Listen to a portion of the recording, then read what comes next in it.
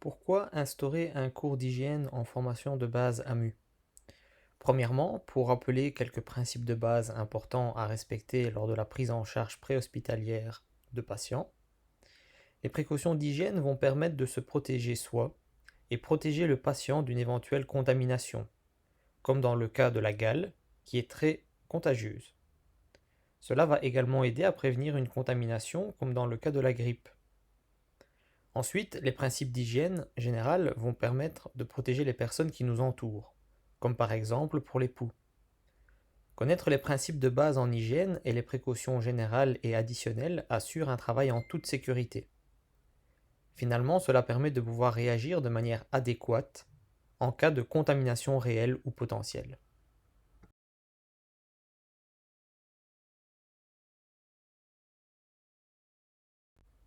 Dans cette partie de cours, les notions préliminaires qui seront abordées concernent le schéma infectieux. On abordera les différents agents pathogènes et on expliquera la différence entre chaque type. On verra quels sont les différents réservoirs possibles, ainsi que les voies de sortie des différents agents pathogènes. Un autre point important concerne les voies de transmission des agents pathogènes. Ils seront uniquement énumérés dans cette partie du cours, mais ils seront abordés en profondeur un peu plus loin. Après avoir abordé les voies de sortie, on va parler des différentes voies d'entrée possibles des agents pathogènes chez un hôte. Finalement, on terminera les notions préliminaires en parlant de l'hôte réceptif.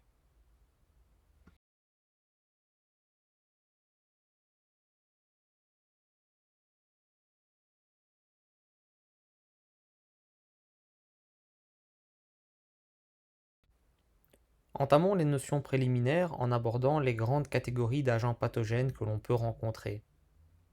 Dans cette partie seront cités et définis les types d'agents pathogènes. Voici les principales catégories d'agents pathogènes que l'on peut rencontrer. Les virus, qui sont des agents non vivants. Les bactéries, qui, contrairement aux virus, sont des organismes vivants.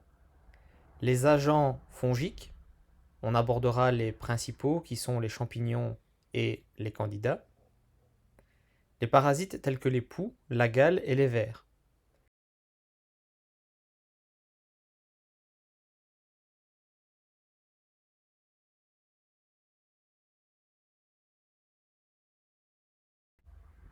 Qu'est-ce qu'un virus? Il s'agit d'un agent infectieux microscopique, c'est-à-dire non visible à l'œil nu. L'utilisation d'un microscope est requise afin de pouvoir l'observer. Comme dit brièvement dans la diapositive précédente, il s'agit d'un organisme non vivant. Cela signifie que la présence d'un hôte, cellule, est nécessaire afin qu'il puisse vivre et se développer. En effet, le virus capte le métabolisme et les ressources présentes chez l'hôte afin de pouvoir se répliquer, c'est-à-dire se développer, voire se multiplier. En d'autres mots, le virus est incapable de se reproduire seul, de manière autonome, il dépend d'une cellule afin de pouvoir vivre et se développer. Expliqué autrement, un virus est comparable à un parasite intracellulaire, car il s'invite dans une cellule afin de profiter de celle-ci. Il existe des vaccins pour les virus, tels que la grippe saisonnière, la rougeole, le tétanos, et j'en passe. À titre informatif, concernant le vaccin de la grippe saisonnière, ce n'est pas parce qu'une personne a été vaccinée qu'elle ne développera pas la grippe. Pourquoi? Cela s'explique par le fait qu'il existe plusieurs souches de la grippe, et que dans le vaccin, on ne retrouve qu'une infime partie de ces souches virales. Donc oui, il est possible de contracter la grippe en ayant été vacciné. Pour rappel, un vaccin est un condensé de virus, mais qui a été préalablement désactivé avant son injection chez un patient. Il est important d'insister sur le fait que les antibiotiques ne sont pas le traitement de choix d'une infection virale. Comme une publicité télévisée le disait si bien, les antibiotiques, ce n'est pas automatique.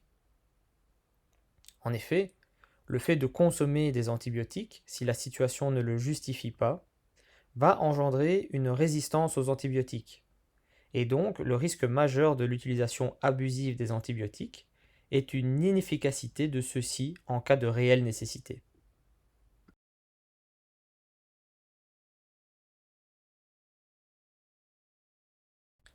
Étant donné l'actualité actuelle, il est important de pouvoir utiliser également ce cours d'hygiène pour vous apporter quelques indications supplémentaires concernant le coronavirus Covid-19.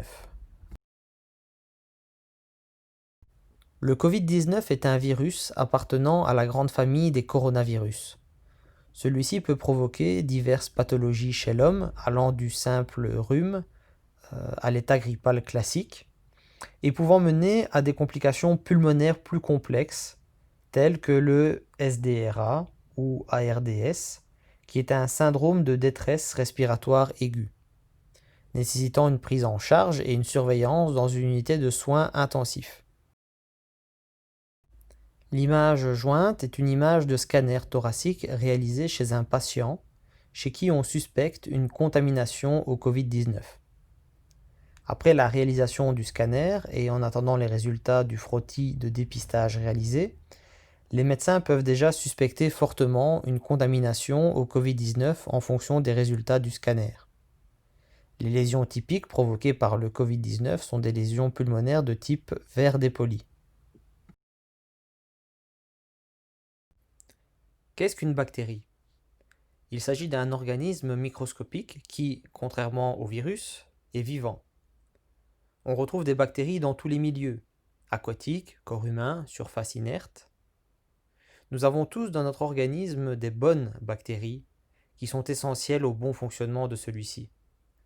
Par exemple, dans notre système digestif. Cependant, certaines bactéries peuvent devenir pathologiques et provoquer des infections d'origine bactérienne, infections urinaires, gastro-entérite, angine à streptocoque. Les infections bactériennes sont traitées en administrant des antibiotiques adaptés selon le type de bactérie incriminée. Les bactéries n'ont pas que des effets négatifs. En effet, au quotidien, l'homme se sert et utilise certaines bactéries dans plusieurs domaines tels que l'agroalimentaire, le traitement des eaux usées ou encore dans l'industrie chimique.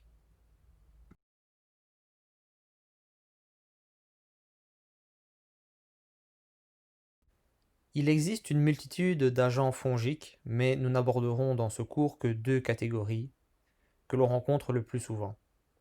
Il s'agit des champignons et des candidats. Qu'est-ce qu'un champignon? Il s'agit d'un agent pathogène parasite qui s'installe le plus souvent au niveau de la peau, du cuir chevelu et des autres muqueuses. Parfois, ces champignons peuvent toucher certains organes tels que les poumons, le plus souvent. L'infection par champignon provoque ce que l'on appelle une mycose. Comme dit sur la diapositive précédente, on a parlé de deux principales catégories d'agents fongiques. On a déjà abordé les champignons, il nous reste donc à parler des candidats. Il s'agit d'une levure, type de champignon, qui touche principalement les muqueuses. Il y a des conditions qui favorisent l'apparition de ces candidats. Ces facteurs favorisant leur développement sont la chaleur et l'humidité, valables pour la majorité des champignons et levures. Les candidats provoquent ce que l'on appelle une candidose.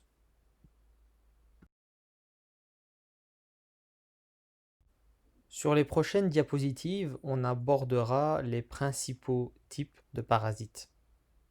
Plus loin dans ce cours, les parasites seront expliqués en détail. Par parasite, on entend les poux, les puces, la gale. Parmi les principaux parasites, on retrouve entre autres les poux. Les poux sont des insectes parasites que l'on retrouve chez l'être humain, soit au niveau de la tête, soit au niveau du pubis. Le fait d'être infesté par des poux s'appelle la pédiculose. C'est très contagieux, surtout dans les collectivités, écoles, centres fermés.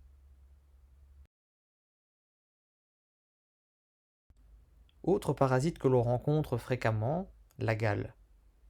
La gale est une maladie infectieuse très contagieuse qui touche la peau, causée par un parasite qui ressemble à un acarien. La gale peut se trouver sous une forme dite bénigne ou sous une forme plus grave, comme la gale norvégienne, dont les lésions sont plus étendues que dans la forme simple de la gale et qui comporte plus de complications dermatologiques. Abordons à présent les différents réservoirs des agents pathogènes décrits précédemment. Concernant les réservoirs des différents agents pathogènes que nous avons déjà abordés, on retrouve les êtres humains, hommes, femmes, enfants, les animaux, qu'ils soient domestiques ou sauvages, tiques, puces, les aliments, c'est principalement le cas des parasites, comme les vers parasitaires, l'eau, eau potable, eau stagnante, et cela concerne également principalement les parasites. En ce qui concerne les voies de sortie des agents pathogènes, on va aborder les différentes sources pouvant contenir ces agents pathogènes. En d'autres termes, par où ces agents pathogènes sortent-ils? Par où sortent les agents pathogènes avant de pénétrer chez un hôte? Par la bouche, c'est-à-dire via la salive et ou les vomissements, par des lésions cutanées, plaies contaminées par des bactéries, par les selles, langes d'enfants et ou personnes âgées,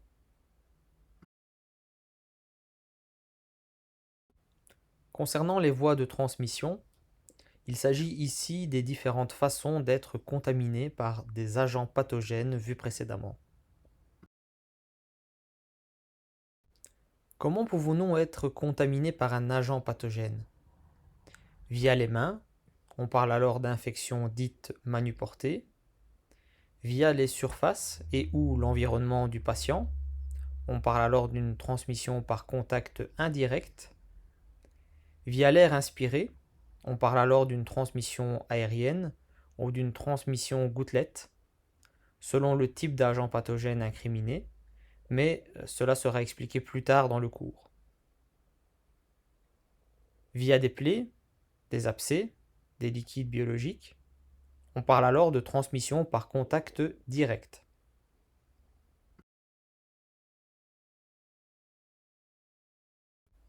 Abordons à présent les voies d'entrée des agents pathogènes chez l'hôte, ou en d'autres termes, par où ces agents pathogènes peuvent-ils pénétrer dans l'organisme de l'hôte receveur?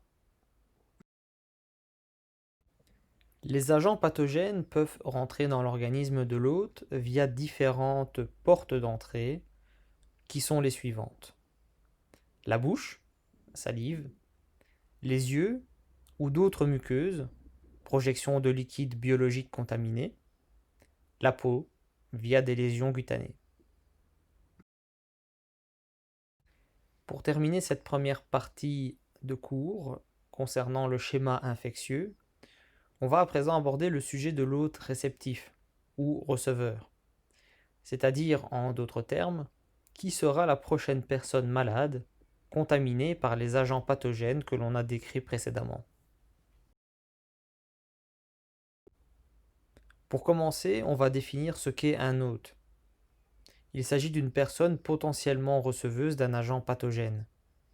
Il existe deux catégories d'hôtes réceptifs. On parle d'hôtes sains et d'hôtes malades. Qui est concerné?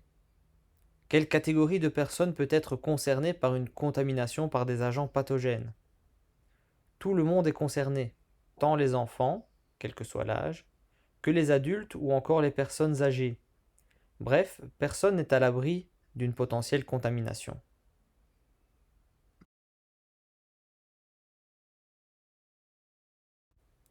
En résumé, voici un schéma qui représente les grandes lignes des différents points abordés dans cette première partie du cours. Ce qui est important à savoir, c'est la différence entre un virus et une bactérie, ainsi que les différents maillons du schéma infectieux, c'est-à-dire les différents agents pathogènes, les réservoirs des agents pathogènes, les voies de sortie ou via quels moyens ces agents pathogènes quittent le corps d'un hôte, les voies de transmission des agents pathogènes, les voies d'entrée des agents pathogènes chez un hôte, ainsi que la notion d'hôte réceptif, qu'il soit sain ou malade.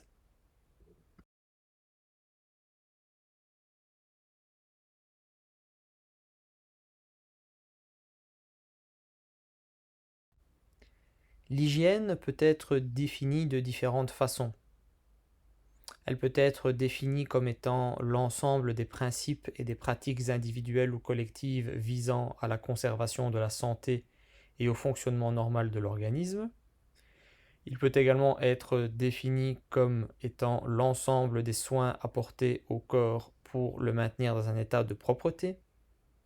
Et enfin, cette notion d'hygiène peut aussi être définie comme l'ensemble des conditions sanitaires, des lieux publics et des lieux de travail.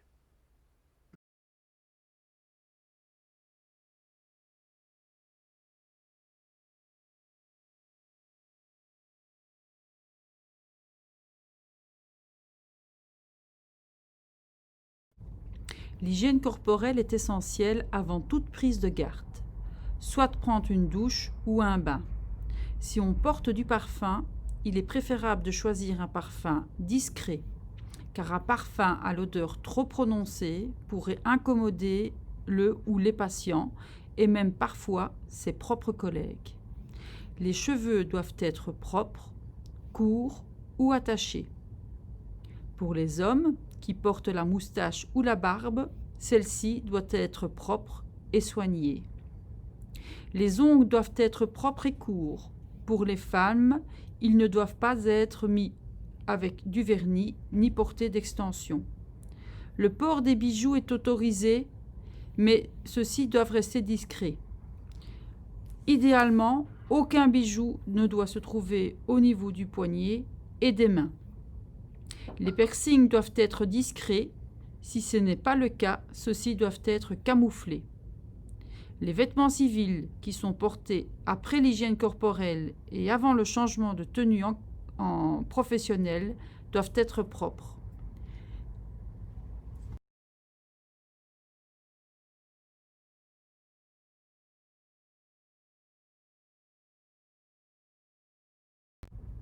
La tenue doit être confortable, c'est-à-dire de taille adaptée afin de faciliter la manutention des patients. La tenue professionnelle, tout comme la tenue personnelle, doit être propre afin d'être présentable, car la bonne présentation du professionnel de santé reflète l'image du service pour lequel il travaille. La tenue doit être changée si celle-ci est souillée ou si elle présente un risque de contamination quelconque pour soi et les autres. En résumé, cette tenue professionnelle a un rôle de prévention quant aux risques et aux potentielles contaminations. Les mains constituent la voie la plus importante de transmission des infections croisées. Des micro-organismes indésirables sont indirectement transportés d'un patient à l'autre par l'intermédiaire des mains des professionnels de la santé. La prévention des infections commence donc par le respect et l'application de certaines règles d'hygiène des mains. C'est pour cela qu'un rappel sera fait concernant le lavage hygiénique des mains et la désinfection de ces dernières. Avant toute chose, il est nécessaire de rappeler que la plupart des infections sont manuportées, c'est-à-dire qu'elles sont transmises via les mains des soignants. On entend par lavage des mains l'utilisation d'eau et de savon. Un lavage hygiénique des mains doit être réalisé dans des situations diverses. Lors de la prise de garde, avant de commencer à travailler, ainsi qu'en fin de garde, avant de quitter la caserne ou le centre de secours dans lequel on travaille. En effet, il faut absolument éviter d'amener des germes extérieurs sur son lieu de travail et inversement ramener des germes du travail chez soi. Avant de toucher et manipuler du matériel propre, après les actes de la vie courante tels qu'aller aux toilettes, pause cigarette, se moucher, avant et après chaque repas afin d'éviter toute contamination par voie orale, si des souillures sont visibles, après le retrait des gants, quels qu'ils soient, mais surtout les gants poudrés, car la poudre est considérée comme une souillure visible. Donc dans ce cas, la solution hydroalcoolique est contre-indiquée, car elle ne s'utilise que sur une peau propre, non souillée de manière visible et sèche. Si un lavage hygiénique des mains est impossible lors d'une mission, en l'absence de source d'eau et de savon, il faut réaliser une désinfection des mains avec la solution hydroalcoolique en attendant de pouvoir se laver les mains. La désinfection des mains ne remplace pas le lavage des mains, elle permet uniquement de postposer le lavage si celui-ci est impossible.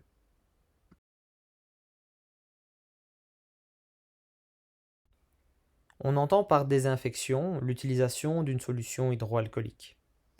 La désinfection des mains doit être réalisée dans les circonstances suivantes. Après le retrait de gants ou d'un masque, après un contact avec le patient et son environnement, sans gants, après avoir quitté sa tenue professionnelle et avant de quitter son lieu de travail, après le nettoyage du véhicule. Si les mains sont visiblement souillées, un lavage hygiénique des mains doit être réalisé avec une désinfection des mains. Il faut insister sur le principe qu'on ne désinfecte que ce qui est propre.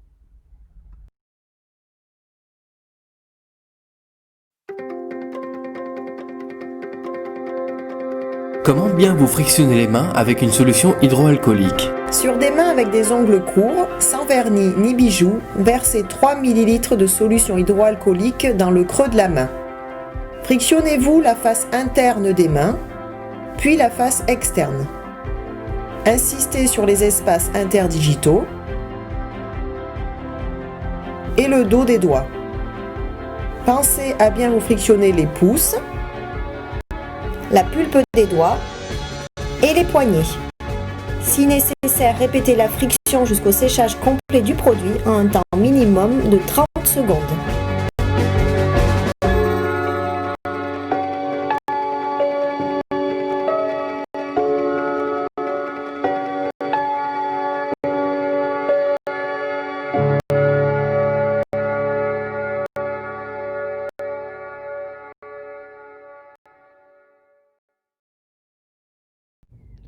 Nous voyons ici les résultats dans des boîtes de pétri.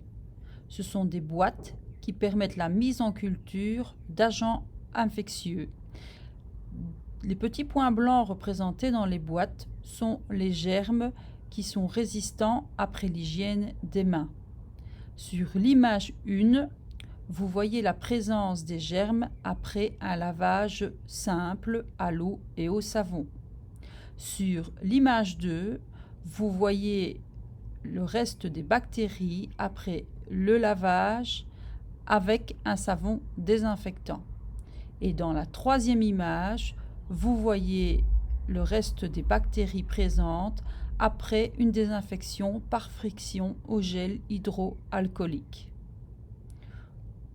On ne peut en retirer que le lavage simple des mains, eau et savon non antiseptique n'est pas suffisant pour éliminer la plupart des germes présents sur des mains. On observe que le lavage hygiénique des mains est nettement plus efficace que le lavage simple. Enfin, la désinfection par friction à la solution hydroalcoolique, quant à elle, supprime la quasi-totalité des germes résiduels sur les mains. Le port des gants prévient la transmission de micro-organismes tant du patient vers le personnel qu'inversement. C'est pour cela que le port des gants est obligatoire. Aucune excuse n'est valable pour ne pas les porter. Il existe des gants de différentes tailles, matières, avec ou sans poudre. Dès que le retrait des gants est effectué, il faut appliquer les procédures concernant l'hygiène des mains. Pour rappel, les gants ne sont pas une alternative à l'hygiène des mains. En effet, les gants sont poreux et donc le lavage ou la désinfection des mains sont indispensables. Il est d'ailleurs aussi interdit de passer de la solution hydroalcoolique sur des gants à usage unique. Encore un autre argument pour encourager le port des gants. En cas de piqûre avec un matériel souillé et usagé, le port des gants à usage unique permet de diminuer de près de 50% le risque de contamination par le sang, car une partie de celui-ci est en partie interceptée par le gant lors du passage de l'aiguille. Il faut garder à l'esprit qu'un gant souillé va contaminer tout ce qu'il va toucher.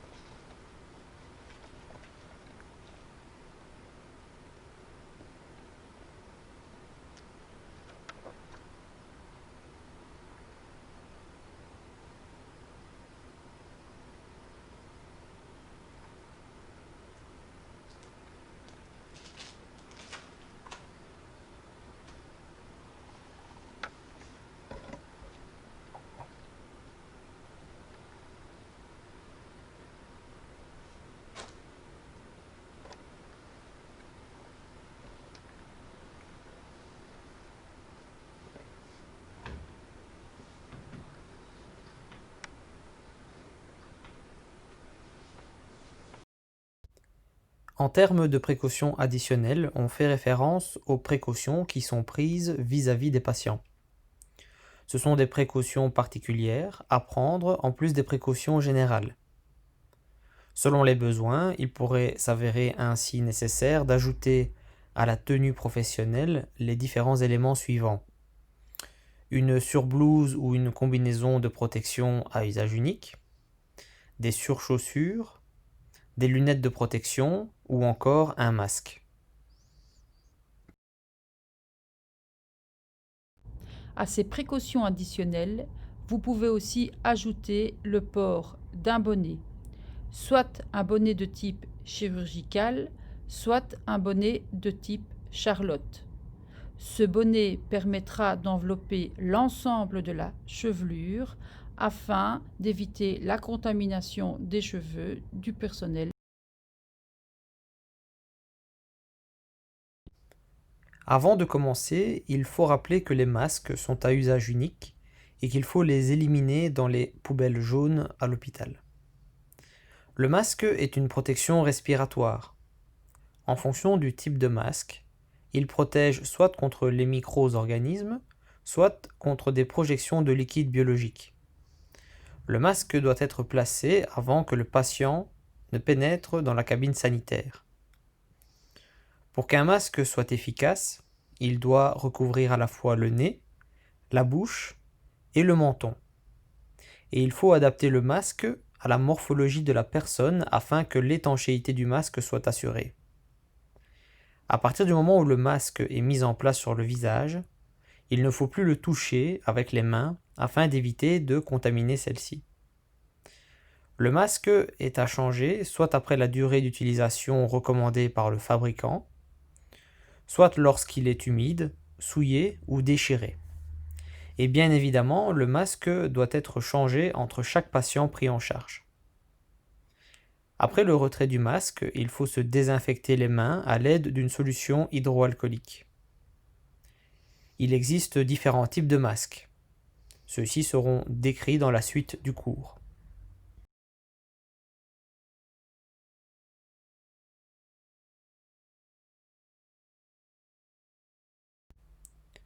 Le masque chirurgical protège contre les contaminations de type gouttelette, c'est-à-dire qu'il intercepte les gouttelettes émises lors de l'expiration du patient et offre donc une protection de l'entourage immédiat du patient, environ 1,5 m autour de celui-ci. Il protège à la fois le patient, le personnel soignant et les autres personnes. Si un patient est immunodéprimé, il faut également utiliser le masque chirurgical afin de protéger celui-ci d'une potentielle contamination externe. Le port du masque tant pour le personnel soignant que pour le patient lors de ses déplacements. Le masque chirurgical est un masque à usage unique et se change entre chaque patient. Sa durée d'utilisation dans le temps est précisée par le fournisseur.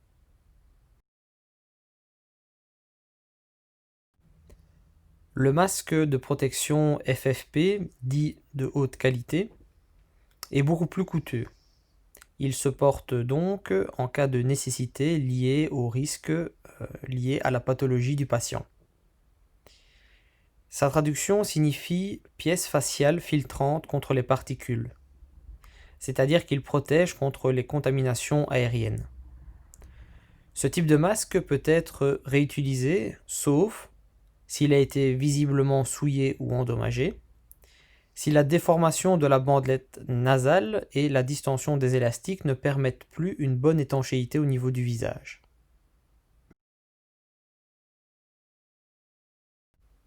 On dénombre également deux autres types de masques, FFP2 et FFP3. Le FFP2 sert de protection contre les virus par transmission aérienne. Grippe, syndrome respiratoire aigu sévère, coronavirus ou encore tuberculose. En cas de suspicion de tuberculose active, le port de ce type de masque est recommandé aussi bien pour le patient que pour le soignant. Le masque FFP3 est le masque le plus filtrant. Il est utilisé comme protection contre Ebola ou encore l'amiante. La surblouse et la combinaison jetable sont des moyens de protection de la tenue de travail en cas de risque important de salissure ou de contagion. Cette combinaison doit posséder certaines caractéristiques pour être aux normes. Elle doit comporter des longues manches et des longues jambes, mais également une capuche. Cette blouse est non stérile et faite d'un tissu non tissé. Pour finir, elle doit être conforme aux normes européennes. EPI de catégorie 3 pour des agents pathogènes à risque de catégorie 3. Les surchaussures sont plastifiées et se jettent après utilisation dans la poubelle normale. Elles protègent les chaussures des liquides, des excréments, de la saleté, etc.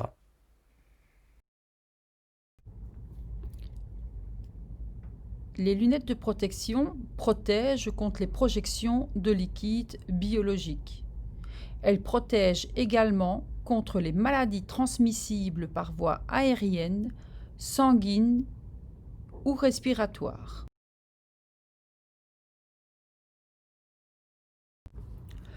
Pour conclure, nous venons de vous présenter toutes les précautions générales concernant la protection du travailleur vis-à-vis d'un patient potentiellement contaminé.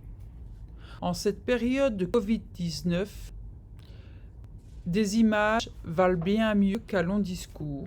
Donc, vous trouverez juste après cette petite présentation une vidéo réalisée par un centre hospitalier qui vous montre comment vous habiller et comment vous déshabiller lorsque vous prenez en charge un patient suspect d'être contaminé au Covid-19.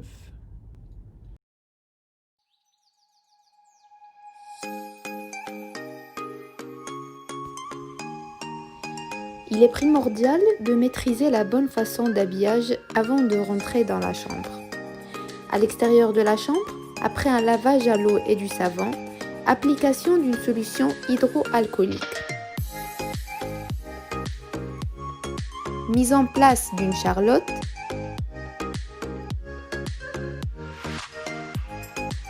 Application d'un masque FFP2.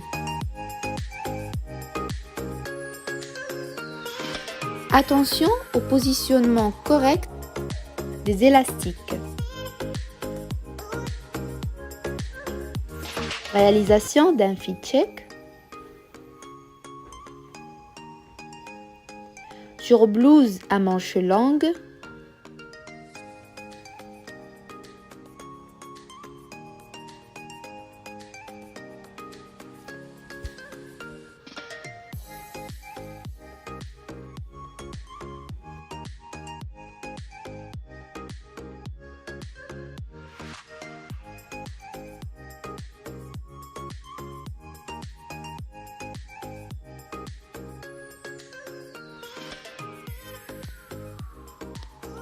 et sur blouse sans manches.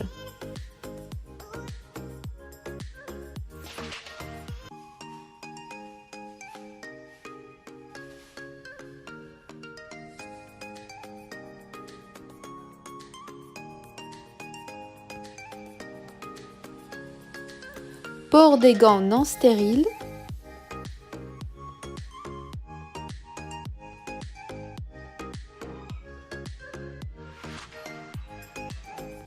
Sans oublier les surchaussures.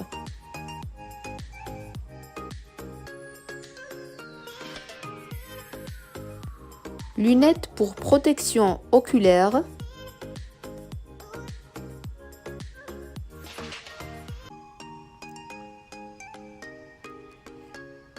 Et finalement, une deuxième paire de gants.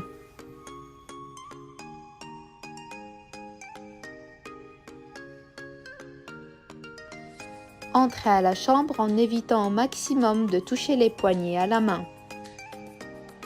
Et fermez la chambre par la suite.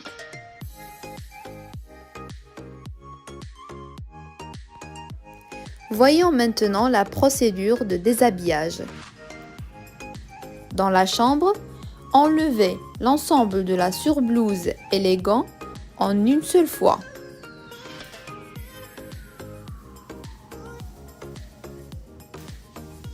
Jetez-les dans la poubelle.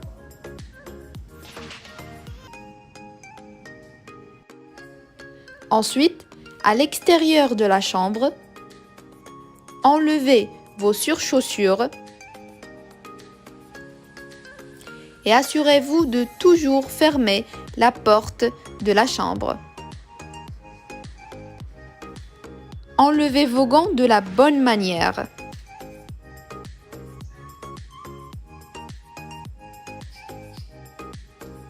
Appliquez une solution hydroalcoolique.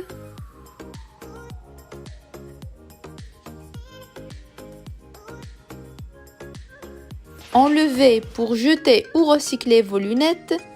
Attention, toujours enlever le masque par l'arrière et la charlotte par l'arrière. Finalement, appliquez une solution hydroalcoolique.